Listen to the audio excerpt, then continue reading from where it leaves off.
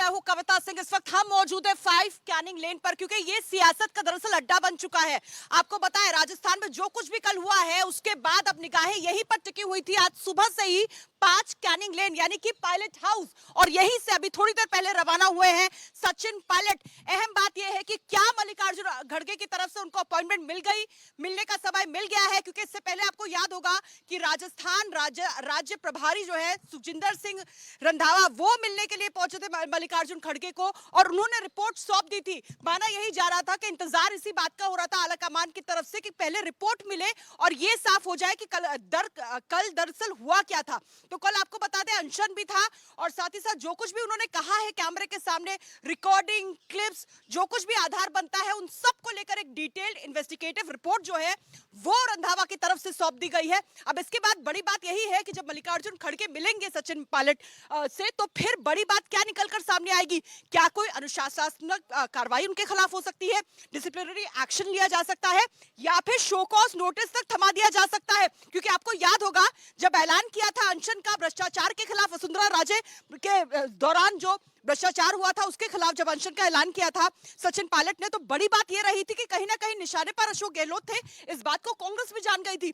यही वजह थी कि उस वक्त रंधावा की तरफ से जो जारी किया गया था बयान, उसमें यही कहा गया था कि अगर ये अनशन होता है तो ये एंटी पार्टी एक्टिविटी के तौर पर देखा जाएगा।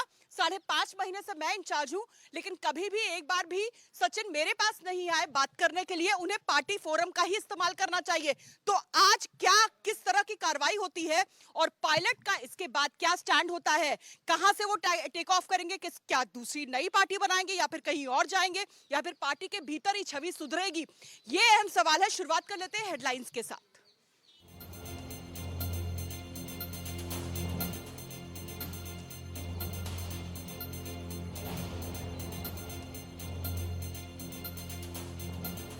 दिल्ली में खड़गे के घर नीतीश और राहुल गांधी की मुलाकात, कहा एकजुट होकर बीजेपी से लड़ेगा विपक्ष, तेजस्वी भी रहे साथ।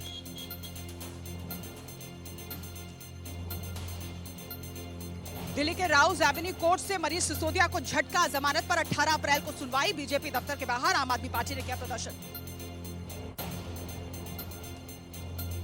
राजस्थान को पीएम मोदी का तोहफा, सूबे की पहली वंदे भारत एक्सप्रेस को दिखाई हरी झंडी, देश की 14वीं वंदे भारत ट्रेन।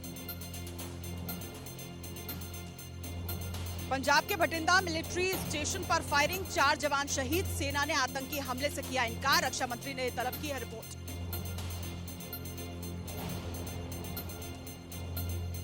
और आज शाम तक प्रयागराज पहुंचेगा mafia Atiq, Umesh Pal murder case में सीजेएम कोर्ट में डॉन और उसके भाई अशरफ की पेशी होनी है।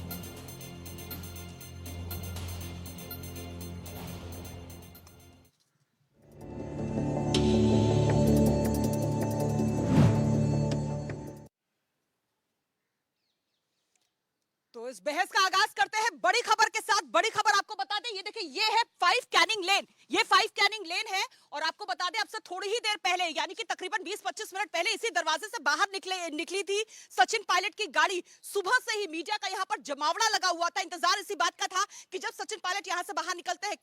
कल जब अनशन हुआ था तो उन्होंने बड़ी बातें कही थी, लेकिन आज जब मीडिया से मुखातिब होंगे तो वो क्या कहेंगे, इस बात का इंतजार था। मीडिया का तमाम यहाँ पर जमावड़ा लगा हुआ था, लेकिन अब से 20-25 मिनट पहले वो यहां से निकल चुके हैं, वो यहां से रवाना हो गए हैं। और जो सूत्र हमको जानकारी दे रहे हैं, बहुत मुमकिन है कि वो मल्लिकार्जुन खड़गे जो कि कांग्रेस अध्यक्ष है, उनके आवास पर जाएंगे, क्योंकि उन्होंने ये बात बिल्कुल साफ कर दी थी कि अब वो सिर्फ 3 लोगों से मिलना चाहते हैं। मल्लिकार्जुन खड़गे, कांग्रेस अध्यक्ष राहुल गांधी, प्रियंका गांधी। राहुल गांधी, आपको याद होगा आज सुबह जब रंधावा पहुंचे थे मल्लिकार्जुन खड़गे से मिलने के लिए, तो आपको ध्यान होगा उस वक्त राहुल गांधी भी उस मीटिंग में थे जहां पर नीतीश कुमार भी थे। और बहुत मुमकिन है कि वो जो रिपोर्ट सौंपी गई थी उसके बारे में तमाम जानकारी जो है वो राहुल गांधी तक भी पहुंची होगी। और उसके बाद जब मिलने का वक्त आज मांगा गया होगा तो फिर किस तरह का एक्शन होता है, क्योंकि रंधावा ने कैमरे पर यह कहा है कि जिस तरह का काम हुआ है, अनुशासनात्मक कार्रवाई तो बनती है और बहुत पहले हो जानी चाहिए थी। तो क्या होगी, और होगी तो फिर ये किस तरह से बैकफायर कर सकता है, क्योंकि आपको पता होगा सचिन पायलट स्टार प्रचारक है, जन आधार वाले नेता है। कल आपने देखा अनशन पर जितनी बड़ी तादाद में लोग वहां पर पहुंचे, जन सैलाब उनके साथ था। इससे ये साफ हो गया कि भ्रष्टाचार आम आदमी के लिए बहुत बड़ा मुद्दा है। ऐसे में अगर उनको पार्टी के भीतर घेरा जाता है तो उनके लिए विकल्प क्या होंगे, ये भी समझेंगे। लेकिन सबसे पहले विस्तार से देखें ये रिपोर्ट।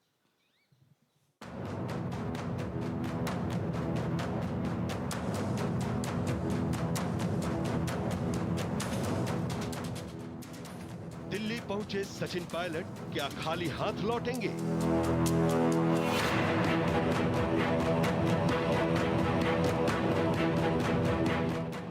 पायलट पर एक्शन लेगी या डैमेज कंट्रोल करेगी कांग्रेस?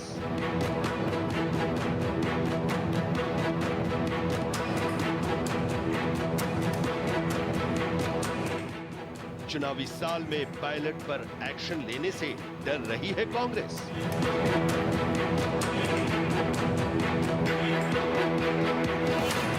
क्या चुनाव से पहले प्रेशर पॉलिटिक्स कर रहे हैं पायलट?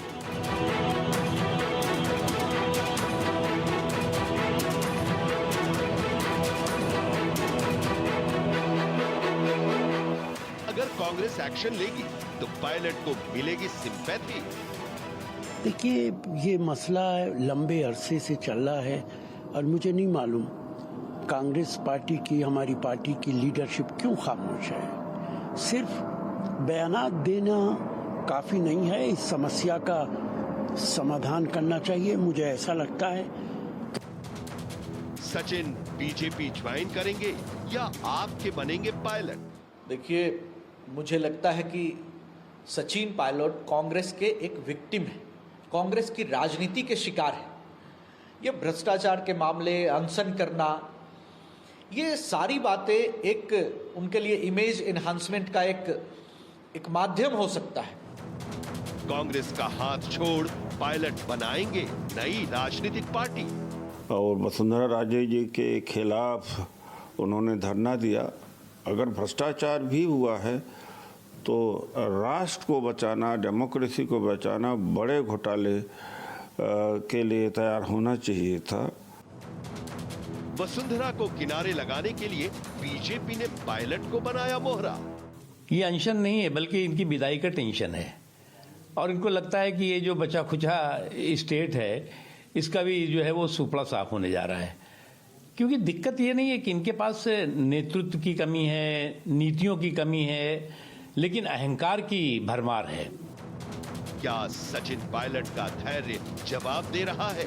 वो जल्दबाजी कर रहे हैं? भारत माता की।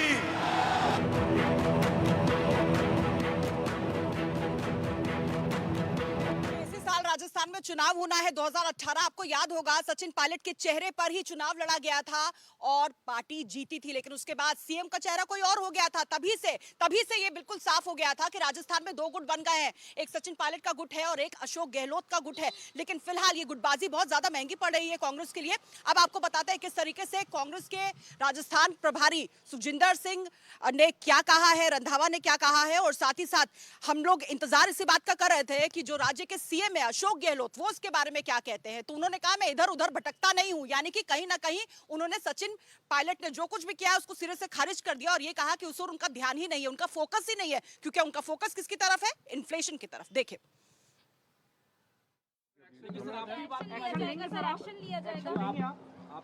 देखेंगे, अभी उन सभी से बात करेंगे, पूरा घटनाक्रम देखेंगे। कल जो उन्होंने भाषण दिए हैं, जो भी किया, उनको मैं स्टडी कर रहा हूँ। लेकिन प्रथम दृष्टया सर लगता है आपको उनको आंसर नहीं किया, उसके बाद उन्होंने आंसर किया। मैंने नहीं कहा कि मैं सारा देख रहा हूँ, देखकर बताऊंगा। हमारा लक्ष्य वही महंगाई राहत। हम एक लक्ष्य को लेकर चल रहे हैं, महंगाई राहत। उसके अलावा हमारे कोई ध्यान जाते नहीं, राइट लेफ्ट जाते नहीं, ध्यान ना जाएगा। देखिए, मिलने का वक्त मांगा था सचिन पायलट की तरफ से, क्योंकि कल आपको याद होगा शहीद स्मारक पर वो बैठे थे धरने में, और बड़ी बात ये रही कि जो पीछे पोस्टर था उसमें, अगर आपको याद होगा, सिर्फ महात्मा गांधी की तस्वीर थी, वहां पर पार्टी का चिन्ह भी नहीं था। जबकि जब उन्होंने इन्विटेशन लेटर दिया था तो उस वक्त आपको याद होगा सोनिया गांधी, राहुल गांधी, प्रियंका गांधी, मल्लिकार्जुन खड़गे, ये सभी जो है इनकी तस्वीर वहां पर थी। लेकिन जब अनशन पर वो बैठे थे तो पीछे सिर्फ महात्मा गांधी की तस्वीर थी, पार्टी का चिन्ह तक नहीं था, यानी कि संकेत बिल्कुल साफ हो गया था। अब अगला स्टैंड क्या होगा, ये बड़ी बात हो जाती है, क्योंकि वो कल जयपुर में थे, लेकिन आज वो दिल्ली वापस आए हैं। दिल्ली वापस आए थे क्योंकि उनको समय चाहिए था, उनको मिलना था पार्टी अध्यक्ष से। शायद वक्त मिल चुका है क्योंकि यहां से वो रवाना हो गए हैं, अब से आधे घंटे पहले वो रवाना हो चुके हैं। लेकिन बड़ी बात यह है कि प्रधानमंत्री नरेंद्र मोदी की भी इस पूरी जो गुटबाजी हो रही है, ये जो जबरदस्त चुनावी घमासान है पार्टी के भीतर राजस्थान में जो नजर आ रहा है, उस पर प्रधानमंत्री नरेंद्र मोदी की भी पैनी नजर है। उन्होंने भी इसको लेकर चुटकी ली है। उन्होंने किस तरीके से अशोक गहलोत के बहाने इस पूरे मामले को लेकर कांग्रेस को घेरा मजाकिया लहजे में, जरा ये भी देखिए। और मुझे गहलोत जी का विशेष रूप से मैं आभार व्यक्त करता हूं कि इन दिनों वो राजनीतिक आपाधापी में उनका अनेक संकटों से वो गुजर रहे हैं, उसके बावजूद भी विकास के काम के लिए समय निकाल करके आए, रेलवे कार्यक्रम में हिस्सा लिया। ये मैं उनका स्वागत भी करता हूं, अभिनंदन भी करता हूं। पूरा पैनल मेरे साथ मौजूद है, जल्दी से आपको बताते हैं। नवनीत सिंह राजपुरोहित प्रवक्ता बीजेपी हमारे साथ मौजूद है, रवि श्रीवास्तव राजनीतिक विश्लेषक हमारे साथ है, पीयूष पंत वरिष्ठ पत्रकार हमारे साथ है, और साथ ही साथ प्रशांत त्यागी मेरे सहयोगी हमारे साथ मौजूद है। और मुझे ये जानकारी मिल रही है कि मल्लिकार्जुन खड़गे के आवास के बाहर से वो मेरे साथ मौजूद है। प्रशांत, पहला सवाल आप ही से, क्योंकि हमने देखा आज सुबह से ही वो हलचल का केंद्र बना हुआ था मल्लिकार्जुन खड़गे का आवास, क्योंकि वहीं पर नीतीश कुमार भी पहुंचे थे, राहुल गांधी भी पहुंचे थे, और उसी वक्त रंधावा भी वहां पर पहुंच गए थे। उन्होंने रिपोर्ट सौंप दी थी और उसके बाद ये माना जा रहा था कि अब किसी भी वक्त सचिन पायलट को बुलाया जा सकता है और फिर उनकी बात सुनकर उनके खिलाफ या तो एक्शन होगा या फिर उन्हें किसी तरह की वार्निंग दी जाएगी। सूत्र आपको क्या जानकारी दे रहा है? क्या सचिन यहां से निकले हैं तो सीधा वहीं पहुंचे हैं? जी देखिए कविता, अभी इस बात की जानकारी नहीं मिली है कि सचिन पायलट कहाँ है, लेकिन हाँ पिछले करीबन 10-15 मिनट से मैं जो मल्लिकार्जुन खड़गे का घर है 10 राजाजी मार्ग, आपको बता दूं कि वहीं पर मौजूद हूं। लेकिन अभी तक सचिन पायलट के आने की यहाँ पर कोई सुबजुगाट नहीं है।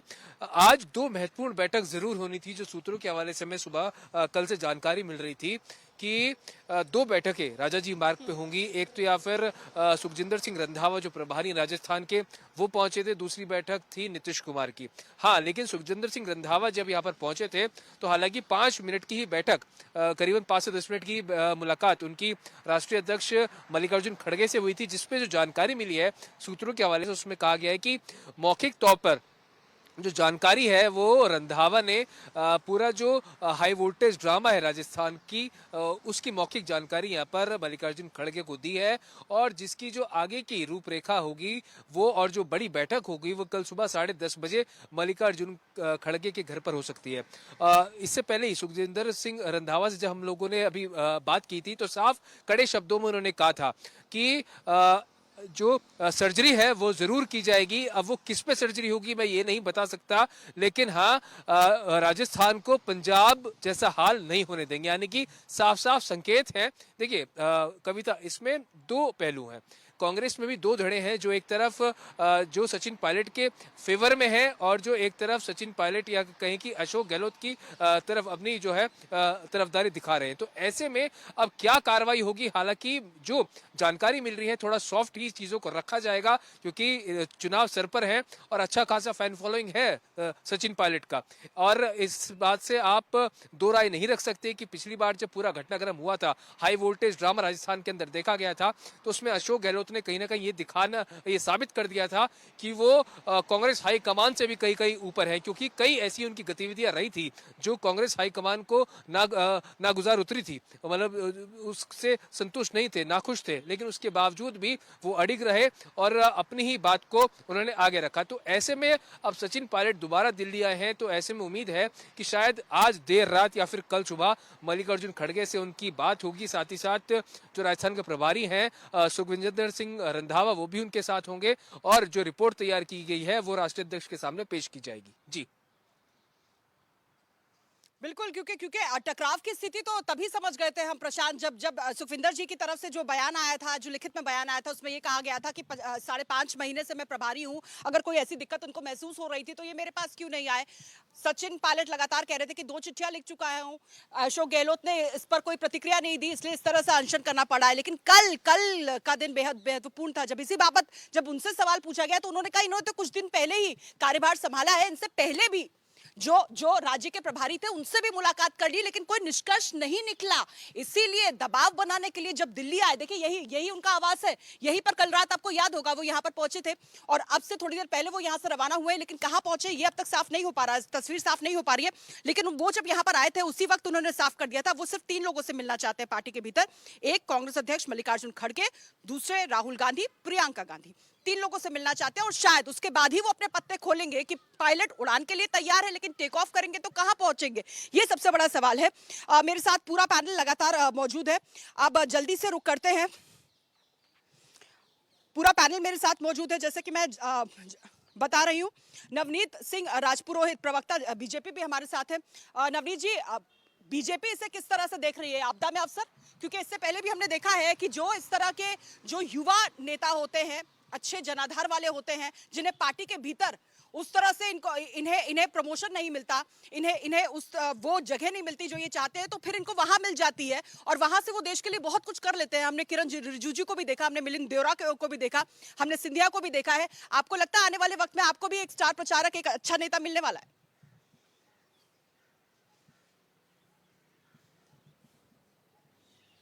माध्यम से कि भारतीय जनता पार्टी में पहली बात कार्यकर्ताओं की कोई कमी नहीं है, हमारे कोई स्कैरसिटी फ्लो यहाँ पे नहीं हो रहा है कि हमें किसी की आवश्यकता है। लेकिन जो देखने की बात है इस पूरे घटनाक्रम में, आप ये देखिए कि 2 सरकारें अभी राजस्थान की जनता देख रही है। केंद्र की सरकार है जो माननीय प्रधानमंत्री नरेंद्र मोदी जी के नेतृत्व में चल रही है और राजस्थान में अशोक गहलोत जी की सरकार चल रही है।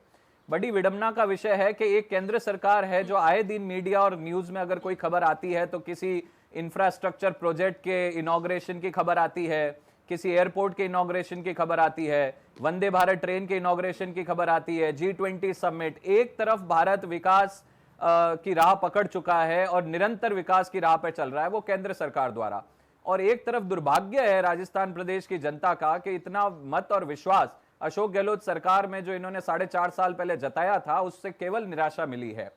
4.5 साल में अगर राजस्थान की जनता ने कुछ देखा है तो सिर्फ इनका मैनेजमेंट, पार्टी मैनेजमेंट देखा है। कुछ समय पहले अशोक गहलोत जी बसों में विधायकों को लेकर इधर से उधर घूमते दिखे, 2-2.5 महीने का समय इन्होंने बर्बाद किया, कभी इस होटल में कभी उस होटल में। फिर इन्होंने कहा कि कोरोना आ गया इसलिए काम नहीं हो पाया। 4.5 साल से ये सचिन पायलट और अशोक गहलोत की अंतरकलह और ये लड़ाई आए दिन आमने सामने आते रहते हैं। मुझे लगता है कि आपदा में अवसर की बजाय भारतीय जनता पार्टी राजस्थान की जो इकाई है वो बेसिकली दुख प्रकट कर रही है जो विकास की राह से 4.5 साल राजस्थान प्रदेश दूर हो गया है।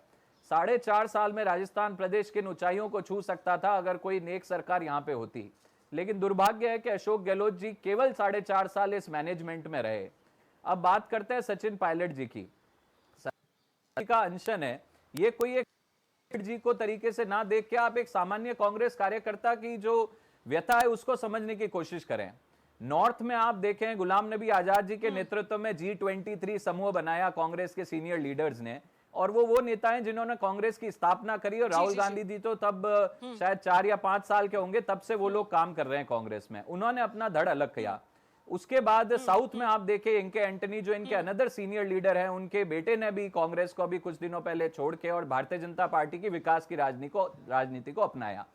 बीच में ज्योतिरादित्य सिंधिया जी का उदाहरण है। यानी मैसेज है वो स्पष्ट है, कार्यकर्ता कांग्रेस के अंदर ये बात समझ चुका है। तो फिर अनिल एंटनी के लिए भी दरवाजे क्यों खोले? सीधा सवाल आपसे यही था कि क्या आने वाले वक्त में सचिन के लिए दरवाजे खोल सकती है बीजेपी? बहुत सीधा सा सवाल आपसे था। वापस लौटूंगे आपके पास। रवि श्रीवास्तव, राजनीतिक विश्लेषक भी हमारे साथ मौजूद है। रवि जी, जब हम सियासत की बात करते हैं तो टाइमिंग बहुत महत्वपूर्ण हो जाती है। इसी साल राजस्थान में चुनाव होने हैं। 2018 में अगर हम बात करें तो सचिन पायलट का चेहरा था, इन्हीं की नीति थी, इन्हीं का मैनिफेस्टो था जिसके आधार पर जीतकर सत्ता में आई थी ये पार्टी, और उसके बाद हमने देखा था किस तरीके से अशोक गहलोत को बना दिया गया था सीएम। अब इनके लिए भी बहुत जरूरी हो जाता अपना स्टैंड साफ करना। क्या महज इसीलिए ये अनशन रखा गया था, या फिर पत्ते खुले हुए हैं, किसी और तरफ जाना चाहते हैं सचिन पायलट, दबाव बनाने की कोशिश कर रहे हैं, या मन बना चुके हैं पार्टी से निकलने का?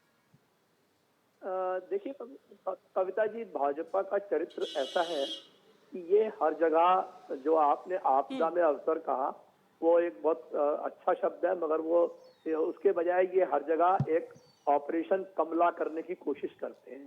ये भाई अभी बता रहे थे कोई कि ये बस में बिठा के घुमा रहे थे, और भाई आप तो हवाई जहाज में बिठा के घुमा रहे थे कर्नाटक के विधायकों को, आप तो मध्य प्रदेश के विधायकों को भी बसों में बिठा करके घुमा रहे थे और मुंबई के होटलों में घुमा रहे थे। तो ये इस तरह का अपने को हाई पेडेस्टल ग्राउंड पे दिखाने की कोशिश कर रहे हैं, तो ये भ्रष्ट पार्टी है।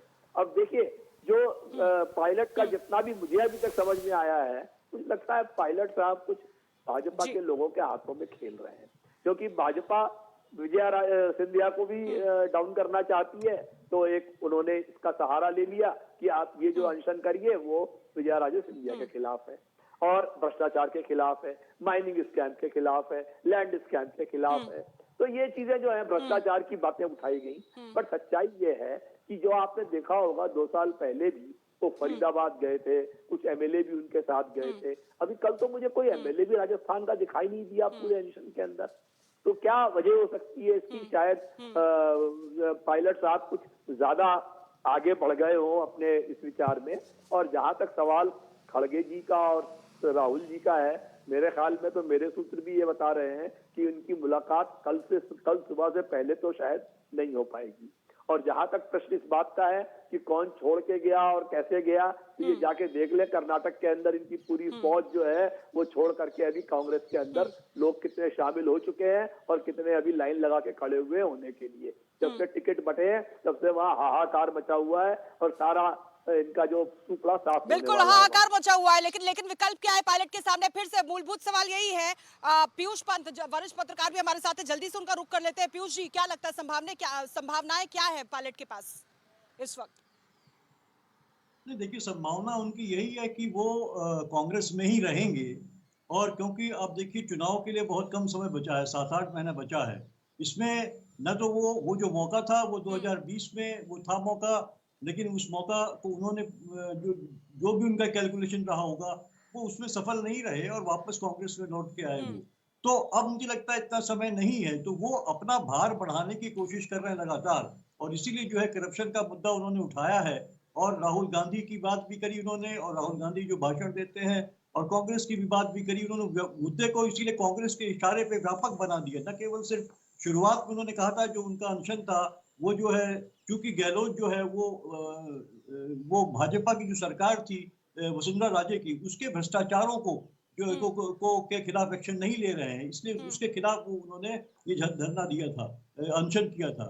लेकिन बाद में जो है कि अनशन खत्म होते होते उन्होंने जो बातचीत करी जो मीडिया से, तो ये बात कही कि मेरा ये जो अनशन था वो एक भ्रष्टाचार के खिलाफ, जो पूरा जो अडानी वाला मामला है, जो मामला उठा रहे हैं सारी विपक्षी दल उठा रहे हैं, जो कांग्रेस उठा रही है, बिल्कुल जेपीसी वगैरह तमाम मुद्दों को उसमें वो ले आए। उन्होंने कहा कि राहुल गांधी ने जेपीसी का मुद्दा उठाया था, करप्शन बहुत बड़ा मुद्दा है और करप्शन को लेकर पार्टी में जीरो टॉलरेंस की नीति है। जीरो टॉलरेंस की अगर नीति है तो 4.5 सालों में क्या किया अशोक गहलोत ने, और अगर कुछ नहीं कर पाए थे तो सचिन पायलट को ही क्यों अनशन पर बैठना पड़ा? राहुल गांधी ने, मल्लिकार्जुन खड़गे ने, प्रियंका गांधी ने, जिनसे मिलने के लिए समय मांग रहे हैं, उन्होंने क्यों नहीं दबाव बनाया अशोक गहलोत पर? और अगर अब तक कुछ नहीं हुआ था तो आज मुलाकात के बाद क्या बदलेगा, या फिर कल अगर मुलाकात होती है तो उसके बाद क्या बदलेगा? और पायलट के पास क्या विकल्प हो सकता है? अपनी पार्टी बनाएंगे या फिर बीजेपी का दामन थामेंगे? आपके लिए भी वो बहुत बड़ा चेहरा हो सकता है, स्टार प्रचारक है भाई वो पार्टी के। कल जब अनशन किया था तो आपने देखा था कितनी बड़ी तादाद में जन समर्थन उनको मिला था। ये साफ हो जाता है कि जनाधार भी है उनका। इसीलिए कांग्रेस की भी यही कोशिश होगी कि किसी तरीके से लगातार यही कि सचिन को रिटेन किया जाए। और वो कैसे किया जाएगा, क्योंकि ये बात तो रंधावा भी कह चुके हैं कि वो बहुत बड़ा एसेट है पार्टी के लिए। फिर क्या करेगी पार्टी, बहुत बड़ा सवाल। इसी सवाल के साथ हमको रुकना होगा कुछ पलों के लिए। आप सभी का बहुत बहुत शुक्रिया इस चर्चा में शामिल होने के लिए। भारत एक्सप्रेस पर खबरों का सिलसिला लगातार जारी है, आप बने रहिए हमारे साथ।